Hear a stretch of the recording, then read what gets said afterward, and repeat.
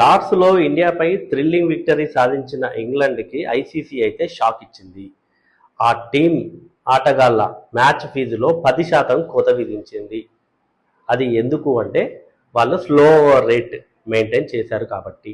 అసలు ఈ slow over rate ఎందుకు చేస్తారు, ఐసీసీ ఎలా కౌంట్ చేస్తుంది, మరి డబ్ల్యూటీసీలో దీని ఎఫెక్ట్ ఎంతవరకు ఉంటుంది, మరి డబ్ల్యూటీసీ అన్నాం కాబట్టి టీమిండియా నెక్స్ట్ డబ్ల్యూటీసీలో ఏమేమి మ్యాచ్లు ఆడబోతుంది, ఈ డీటెయిల్స్ అన్నీ ఒకసారి చూద్దాం. లార్డ్స్లో మనకి తెలుసు ఒక థ్రిల్లింగ్ విక్టరీ సాధించింది ఇంగ్లాండ్. ఇండియా గెలుస్తుందేమో అని అందరం అనుకున్నాము, కానీ అది జరగలేదు. ఆ లాస్ట్ బాల్ అలా మొహమ్మద్ సిరాజ్ డిఫెన్స్ ఆడితే అది వెళ్ళి వికెట్లను తగిలింది. అలా పాపం ఇండియాకి అయితే ఒక హార్ట్ బ్రేక్ మిగిలింది. ఇంగ్లాండ్ అయితే సంబరాలు చేసుకుంది లార్డ్స్లో.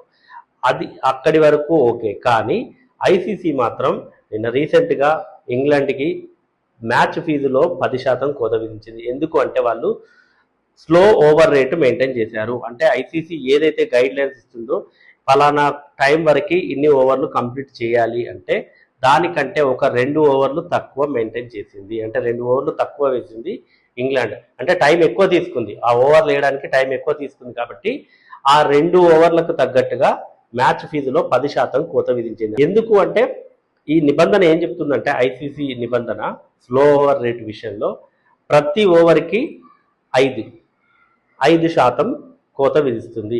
ఒక ఓవర్ తక్కువైందనుకోండి అప్పుడు 5% మ్యాచ్ ఫీజులో కోత ఉంటుంది.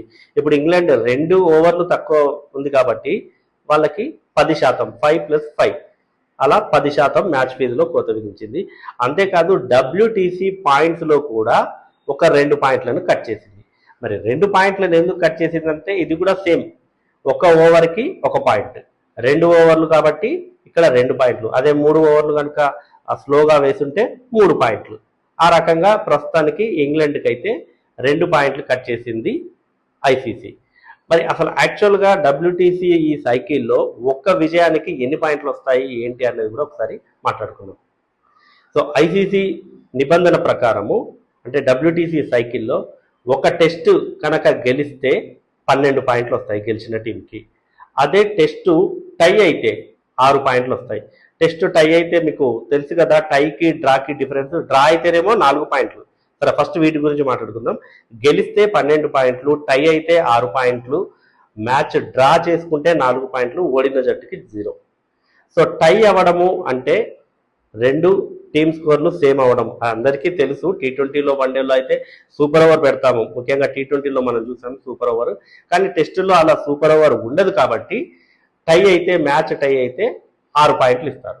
మరి చెరి 6 పాయింట్లు ఇస్తారు కాబట్టి మరి టై అయితే స్కోర్లు సమమైతే ఇటువంటి సంఘటన ఎప్పుడైనా జరిగిందా అంటే హిస్టరీలో 140 సంవత్సరాల టెస్ట్ హిస్టరీలో 2 సార్లు టెస్ట్ మ్యాచ్లు టై అయ్యాయి.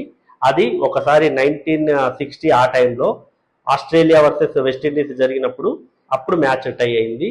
నెక్స్ట్ ఇంకోసారి 1980లో జరిగింది, అది కూడా 85, 80లో జరిగింది. అది కూడా చెన్నైలో ఇండియా వర్సెస్ ఆస్ట్రేలియా ఆడినప్పుడు. అంటే 2 సార్లు ఆస్ట్రేలియానే ఉంది. ఇండియా వర్సెస్ ఆస్ట్రేలియా ఆడినప్పుడు కూడా మ్యాచ్ టై అయింది. సో ఇప్పుడు కనుక ఈ డబ్ల్యూటీసీ సైకిల్లో కనుక అలా మ్యాచ్ టై అయితే 2 జట్లకి 6 పాయింట్లు ఇస్తారు. మ్యాచ్ డ్రా చేసుకుంటే ఆబ్వియస్లీ 4 పాయింట్స్. డ్రా అంటే మనకేంటో తెలుసు. సో మరి ఇప్పుడు టీమిండియా ఒక మ్యాచ్ ఓడిపోయింది, ఒక మ్యాచ్ గెలిచింది. గెలిచినందుకు 12 పాయింట్లు వచ్చాయి. డబ్ల్యూటీసీ సైకిల్ ఇప్పటి నుంచే మొదలైంది, ఇంగ్లాండ్ నుంచే మొదలైంది టీమిండియాకి. అది మనందరికీ తెలుసు. ఇంగ్లాండ్లో ఇప్పటికీ 3 టెస్టులు ఆడితే ఇండియాకి వచ్చింది కేవలం 12 పాయింట్లే. ఎందుకంటే ఒకటే మ్యాచ్ గెలిచింది, 2 మ్యాచ్లు ఓడిపోయింది.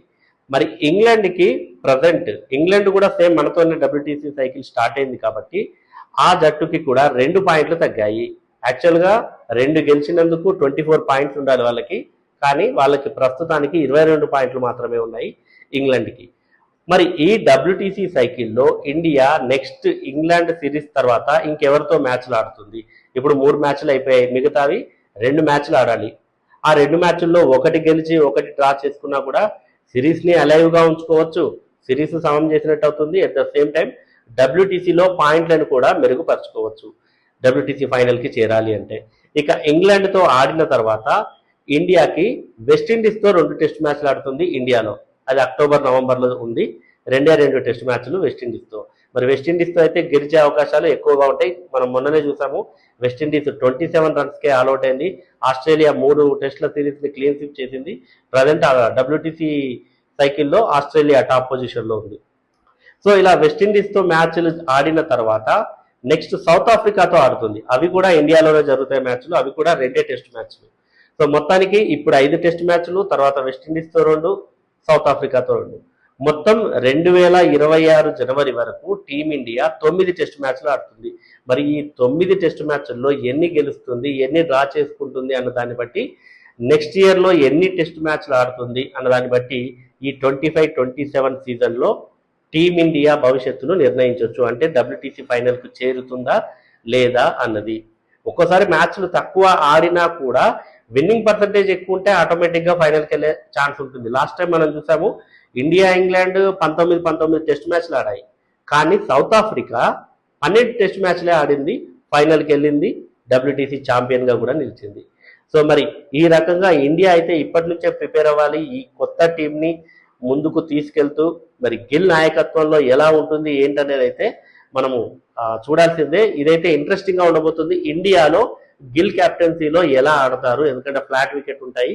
మరి ఈ టెస్టుల్ని ముఖ్యంగా మిగతా 2 టెస్టుల్లో ఎలా పర్ఫామ్ చేస్తుంది, ఆ తర్వాత ఇండియాలో ఎలా పర్ఫామ్ చేస్తుంది అనేది అయితే ఆసక్తికరంగా ఉండబోతుంది. సో ఈ వీడియో మీకు నచ్చినట్టయితే లైక్ చేయండి, షేర్ చేయండి, ఛానల్ని సబ్స్క్రైబ్ చేసుకోండి.